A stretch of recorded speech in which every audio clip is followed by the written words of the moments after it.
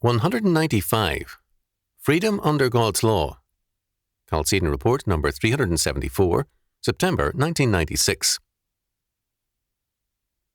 We have forgotten in recent years that freedom is a religious fact. It is Jesus Christ who makes us free from the bondage of sin to be free men. John chapter 8, verses 31 to 36. The greatest form of bondage and slavery is to sin. To be in Christ is freedom, and the law of God is the perfect law of liberty. James chapter 1, verse 25, chapter 2, verse 12. There are many kinds of law: Buddhist, Shinto, Islamic, humanistic, and so on, but all these are prescriptions for tyranny. We see political leaders offer us solutions to our problems in the form of a legal scenario, but these answers lead only to an ever-increasing enslavement to a power state. All laws are a description of good and evil, definitions of right and wrong in terms of a particular faith or philosophy. Can we trust National Socialism or Marxism to define good and evil for us, or can we depend on homosexuals, abortionists, or like persons for a good description of moral ultimates? More bluntly, can we allow anyone except the triune God through His Word to define law and morality for us?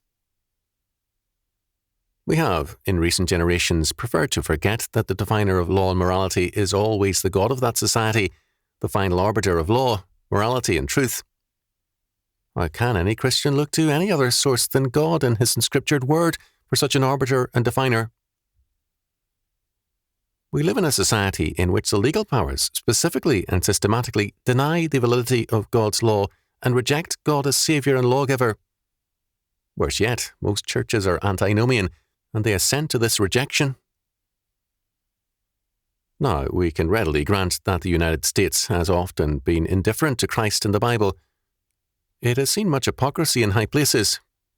All the same, despite much lip service by politicians, our legal system still reflected its biblical origin.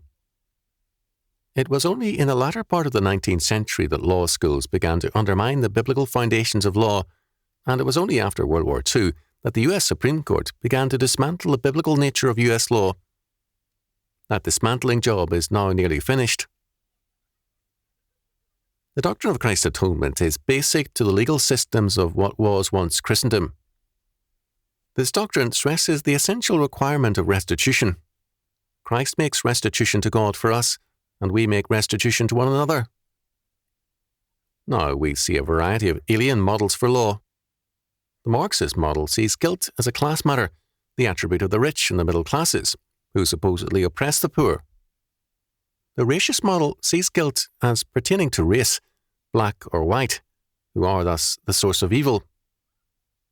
The therapeutic model sees mental sickness, created by various agencies, as responsible for crime, and crime is seen not as requiring restitution or punishment, but as therapy. The list of alternatives to the biblical perspective can be extended, but it is enough to say that crime increases under these false solutions. If God does not define good and evil for us, we are under His judgments. There is no good outside God, nor any definition of it apart from His Word. In fact, if we reject God's definition of law, of good and evil, we have rejected God. Have we not then made something or someone else our angel of light, and our source or minister of righteousness or justice? 2 Corinthians chapter 11, verses 14 and 15. We are deeply in trouble, and it is a disaster of our own making.